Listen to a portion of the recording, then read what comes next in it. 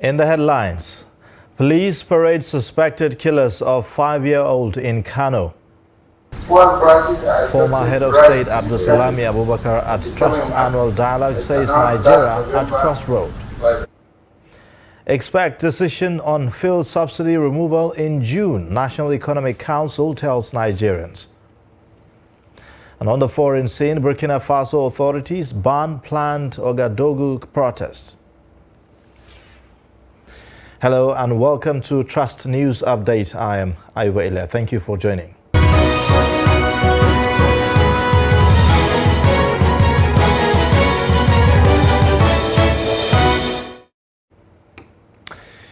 Police in Kano State have arrested a teacher, Abdul Malik Tanko, over his alleged involvement in the kidnap and death of Hanif Abubakar, a 5-year-old pupil.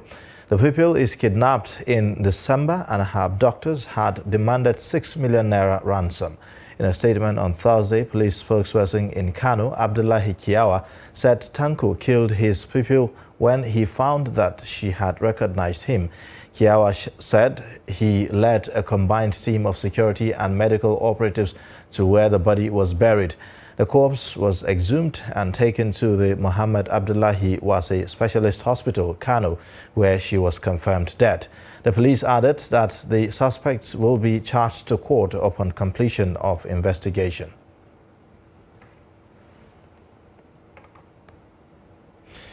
Now, the National Economic Council says its decision on the removal of the subsidy on petroleum will be made in June when provision for its payment in the 2022 budget expires. Rising from its first meeting for the year in Abuja on Thursday, chaired by the Vice President Yemi Osinbajo, NEC said that through conversations on subsidy removal though the conversations had been ongoing, it is yet to take a position on it. Governors under the aegis of Nigeria Governors Forum during its meeting in Abuja denied being part of the process to removal of fuel subsidy and promised to engage the Nigerian Labour Congress and its affiliates on the matter.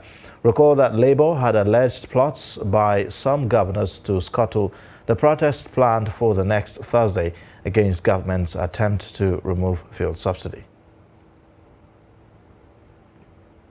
Speakers at the 19th Daily Trust Dialogue want all Nigerians to join hands to salvage the country from its current challenges as the nation approaches the next cycle of elections.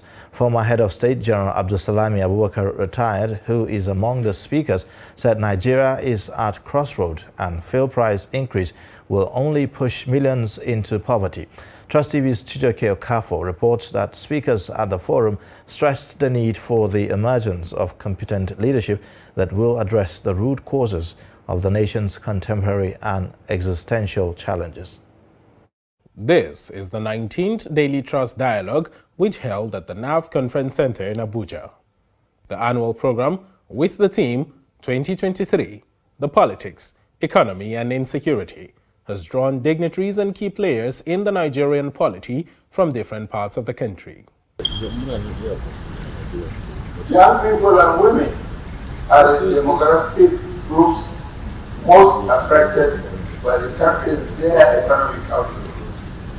For example, estimates by the National Bureau of Statistics show that while the national unemployment rate stood at 33%, by the end of 2020, unemployment for young people between ages 15 and 34 years was 10% higher at 42.5%. The event was graced by serving and former political leaders, including the former head of state, General Abdulsalami Abubakar, former Vice President of Nigeria, Atiku Abubakar, Governor of Borno State, Professor Babagana Zulum, the Sultan of Sokoto, Alhaji Muhammad Saad Abubakar, amongst others. There can be too many dialogue sessions, not only in this country but across the world, but let's concentrate in our country because people see us everywhere talking to one another. And that's the best way of resolving our issues. Put all issues on the table, discuss them, and of course agree or disagree to agree, or agree to disagree. And I think we continue talking to one another, but that's the best form of solving problems. Speakers collectively hammered on the need for the affairs of governance to be evenly distributed such that every Nigerian from every region feels included. All along, stressing the importance of accountability on the part of politically elected leaders, as this is interconnected with economic growth and development, as well as the stability of security in the country. Politics is the way people living in groups make decisions. Here in Nigeria, the type of political system that we are having is democracy. The form of government in which people choose leaders by voting. But let us also understand that security is everybody's business. If you don't change the quality of leadership from the president down, and you get Nigerians who will genuinely work for the system and the country, I'm not sure this country will survive. Leadership has brought this country to its knees. And it's only good leadership that will regenerate this country and put it back on its feet. The choice of our leaders and its leaders, it's the president, it's all the elected office holders, but also other office holders or other institutional leaders is extremely important. And the need to have people who are not just competent from a perspective, okay, they went to school or they have this degree. I think it's really more of capability, having the skills and have done it before and the track record, to accomplish the kind of change Nigeria needs. The 19th Daily Trust Dialogue is coming as the 2023 general elections draw nearer. And with the political space largely heated, the economy almost in shambles, and insecurity hovering over the country, it is important to set agendas right before Nigerians head to the ballot. Chijoke Okafo, Trust TV News, Abuja. And on electoral matters, Independent National Electoral Commission has convened its Interagency Consultative Committee on Election Security meeting to map out strategies towards ensuring provision of adequate security in the upcoming off-cycle elections and 2023 general elections. The meeting provides the Commission an opportunity to brainstorm with the various security agencies in the country on issues regarding elections, security, and how best they can be addressed. Trust TV reporter Sagir Ibrahim has the details. Ahead of the various off-cycle elections as well as the 2023 general election, the Interagency Consultative Committee on Election Security convened at the headquarters of the Independent National Electoral Commission to map out strategies towards ensuring adequate security is provided for a hit-free poll. Speaking during the meeting, which had in attendance heads of the nation's security agencies and their representatives, the INEC chairman Professor Mahmood Yakubu, who also doubles as the chairman of the committee, explained that it awaits the conclusion of consultation with security agencies before it releases dates of election for areas in Kaduna and Zamfara states currently facing security challenges. The date for the Shinkafi State constituency by-election in Zamfara state will be decided after consultation with the security agencies regarding the security situation in the area, while the Commission awaits the declaration of vacancy by the Kaduna State House of Assembly in respect of Giwa West State constituency, to be followed by a review of the security situation in the area as well. He also gave an update on the forthcoming FCT Area Council election. As early as next week, the INEC President Electoral Commissioner and the Commissioner of Police will brief us on the state of preparation with emphasis on identifying flashpoints and the security situation generally in the FCT. At that meeting, the Commission will provide an overview of our readiness for the election, involving 68 constituencies, 6 area council chairmen, and 62 councillors. Professor Yakubu also added that the Commission is doing its best to address issues regarding the continuous voter registration exercise and looking forward to activating 1,862 additional centers nationwide for easy access and to further secure the lives of registrants. I want to assure Nigerians that we are aware of the constraints experienced by many citizens in reaching the 811 designated centers nationwide to register. We are mindful of the imperative of securing the process, especially the lives of registrants and our personnel. We will not put the lives of Nigerians and our registration officials at risk. For this reason, this meeting will review the security situation with a view to achieving our ultimate goal of activating 2,673 registration centers nationwide. Also speaking was the representative of the National Security Advisor, Babagana Munguno, who described the meeting as an opportunity for members to brainstorm on challenges of upcoming elections and how they can be addressed. This meeting is timely, as it will enable members to collectively brainstorm on how to address the identified challenges in a proactive manner. This is very important given the fact that 2023 general election is around the corner. This is in addition to the forthcoming Federal Capital Territory FCT chairmanship and councillorship elections scheduled for 12 February 2022, and 2 off-cycle governorship elections of Ekiti and Osun State, as well as other by-elections in the country.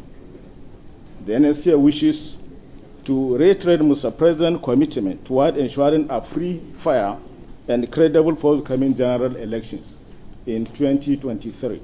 Sagir Ibrahim reporting for Trust TV. President Muhammadu Buhari is on a 2-day working visit to Kaduna State, where he commissions projects executed by Governor Nasir El-Rufai. However, some residents groan that presidential movement in the state affects daily activities. The report. President Buhari arrived Kaduna Wednesday evening for a 2-day official visit that takes him to various parts of the state to commission completed projects. Some Kaduna residents speak on the visit. Government is for the people, by the people, and the people. And definitely, if government is for the people, by the people, and the people, so they should try and see how they can be able to move forward for the Nigerian people, to put Nigerian people forward so that everybody will be happy for what is happening here. Because we cannot be able to be here and eating the construction. If you look at like Zaria, when you enter Zaria, you will see much of construction that is happening in Zaria. Definitely Zaria look good.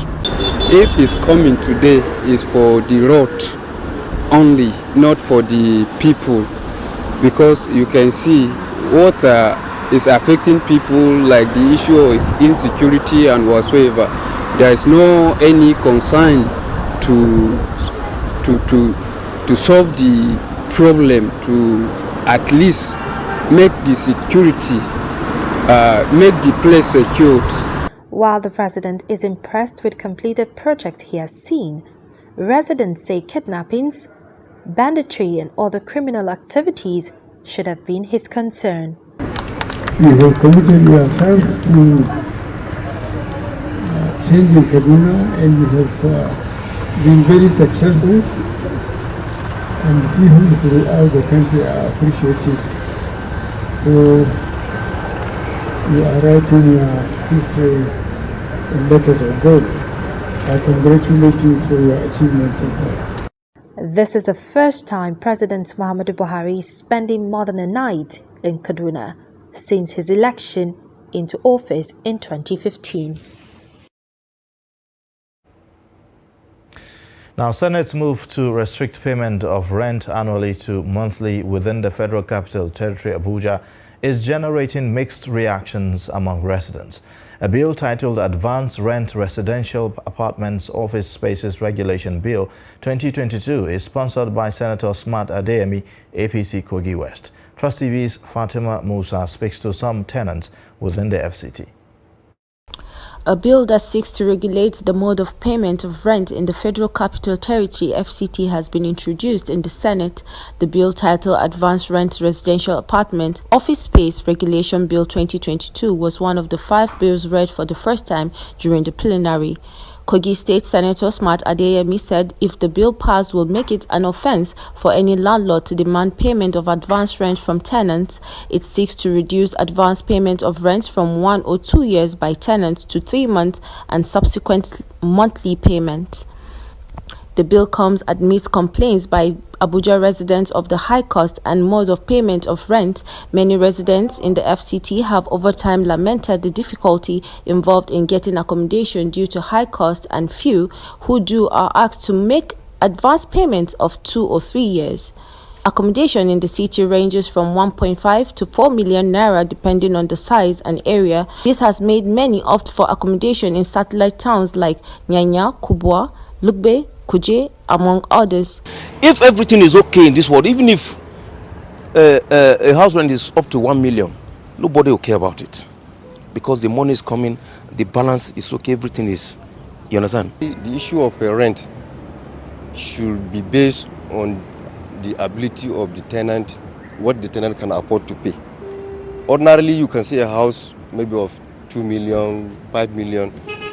Then somebody can, if you are buoyant enough, you can pay upfront. It's on the landlord. There are landlords that can even collect for a month, depending on the rapport between the tenant and the landlord. So somebody can even pay for 10 years.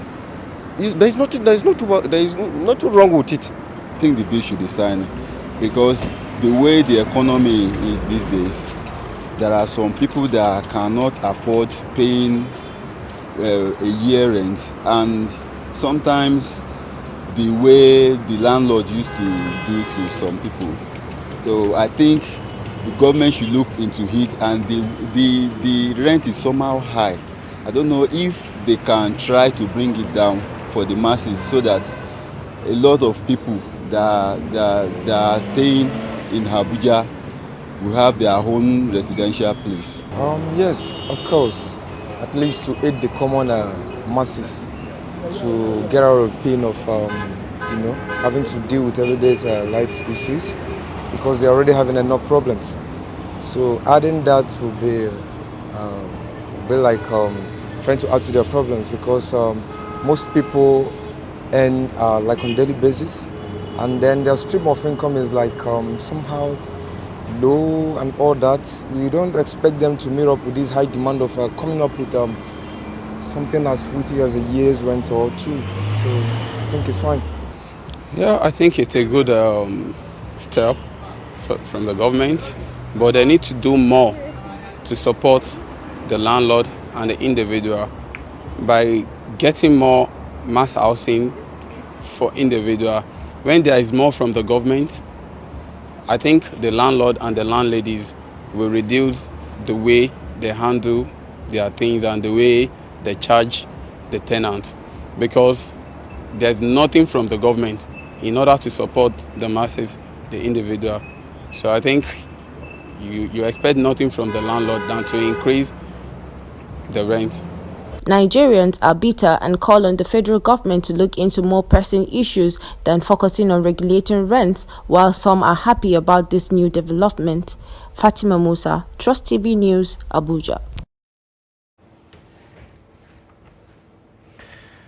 Well, you're watching Trust TV News Update, and coming up after the break, how over 170,000 arms get missing.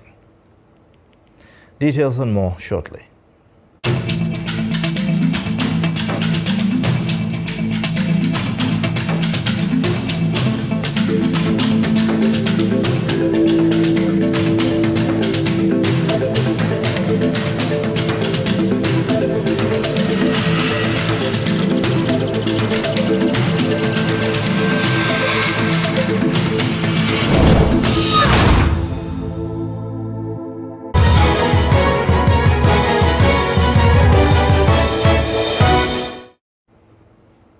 Thanks for staying. You're watching Trust News Update, and here's another look at some of the top stories again. Police in Kano State have arrested a teacher, Abdul Malik Tanko, over his alleged involvement in the kidnap and death of Hanifa Abubakar, a 5-year-old pupil. Plus, speakers at the 19th Daily Trust Dialogue want all Nigerians to join hands to salvage the country from its current challenges as the nation approaches the next cycle of elections. Moving on, Nigeria Center for Disease Control has reported 123 new cases of COVID-19 According to the agency's update for January 20, the new cases are recorded in 12 states. The agency said 175 people are discharged after they recovered from the infection, while 6 people died on Thursday, raising the fatality toll to 3,123. With the new confirmed cases, Nigeria has now recorded a total of 251,694 infections and 225,455 recoveries. Federal government has inaugurated the governing board of the National Senior School Education Board. Speaking during the inauguration of the board, the Minister of Education, Adamu Adamu, charged its members to use their wealth of experience to pilot the nation's senior secondary education towards excellence. He, however, called on the board members to uphold the principles of federal character, promote equity and fairness, while dealing decisively with issues regarding misconduct during discharging their duties. The board is charged with the responsibility of prescribing the minimum standards and regulating the senior secondary education in Nigeria. House of Representatives has set up an ad hoc committee to investigate the missing 178,459 arms and ammunition from the armory of the Nigeria Police Force. This follows reports from the Office of the Auditor General of the Federation alleging the disappearance of the arms and ammunition from the armory of the Nigeria Police Force nationwide. The report.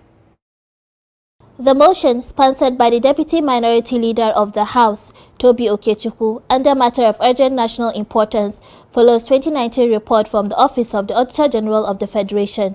According to the report, a total of 178,459 arms disappeared from the armory of the Nigeria Police in 2018. The lawmaker also gave a breakdown of the missing firearms and ammunition, which include 88,078 AK-47 rifles, 3,907 assorted rifles, and pistols across different police formations, while others could not be accounted for. Instead of queuing behind of the Auditor General's report of 2017, 2018, 20, this should be brought up to speed. However, there were arguments on the floor on who should carry out the investigation, either a standing committee or an already constituted ad hoc committee, which the House had constituted to investigate a similar assignment. Intending with the motion that we passed before the exit of our House, a committee constituted to look into the issue of those who are releasing criminals, and this is a very much related motion to it. I will have said in line with our rules to allow the police committee to do, but we have a duplication of function. This issue of now arms and ammunition disappearing and ended up where they may be with armed robbers is part of it. I think this motion is in order. It captures both the prayers, both the views, opinions canvassed by my leader, the Deputy Speaker, and Honorable Fulata. Because if you look at the second leg of the prayer side, it's very clear. Since we've already set up an ad hoc committee, whether erroneously or not, I don't know, let them continue or bring a motion to rescind that decision. I think that's the best, the procedure, the way to go about it. Meanwhile, the lawmakers adopted the motion unanimously when put to vote by Speaker Femi Gbajabiamila and before referring the matter to the Standing Committee for further legislative action. As part of efforts to curb illegal importation of Nigerian artifacts, Minister of Information and Culture Lai Mohammed hosts the United States Ambassador to Nigeria. The duo signed a memorandum of understanding on cultural artifacts to reduce the pillage of irreplaceable archaeological and ethnological materials. The report. Nigerian ancient arts are greatly appreciated around the world. Ordinarily, this should be exhilarating news to Nigerians, but it is also a cause for concern because ancient arts are highly coveted, and this encourages sponsored looting and illicit trafficking of these works by unscrupulous foreigners and Nigerians. It is on the basis of the UNESCO 1970 Convention that Nigeria and the United States of America have agreed to leverage on American legislation the Convention on Cultural Property Implementation Act to prevent the illicit importation of Nigerian artifacts into the United States. Widespread looting and usurpation of these materials still continue. The stolen artifacts are mostly smuggled to Europe, United States of America, and other places for the benefit of art collectors. To curb these nefarious activities, Nigeria resorted to the UNESCO 1970 Convention, which enjoins member states to the convention whose cultural patrimony is in jeopardy completely. The United States has established bilateral agreements like this one with other countries on the continent. The U.S. and Egypt signed an agreement on cultural property in 2016, and in 2021, the agreement was modified to expand protection to include additional categories of cultural objects. The agreement, which is to last for an initial period of 5 years, will be renewed if effective. This will prevent illegal importation of Nigerian antiquities into the United States without the requisite export permit and will be seized at the border of the United States and returned to Nigeria. Now on the foreign scene, authorities in Burkina Faso's capital, Ouagadougou, have banned an anti-government protest planned for Saturday, 2 months after another rally turned violent. Municipal Secretary Christian Charles Rumba said in a letter that the demonstration called by a civil society movement, Save Burkina, is prohibited for security reasons.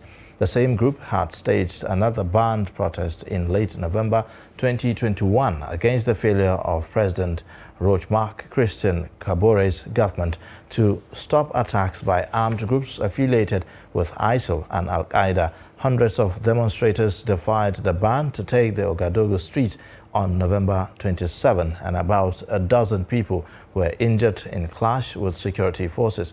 A separate demonstration also planned for Saturday in support of neighboring Mali, whose military government is under sanctions imposed by the regional bloc.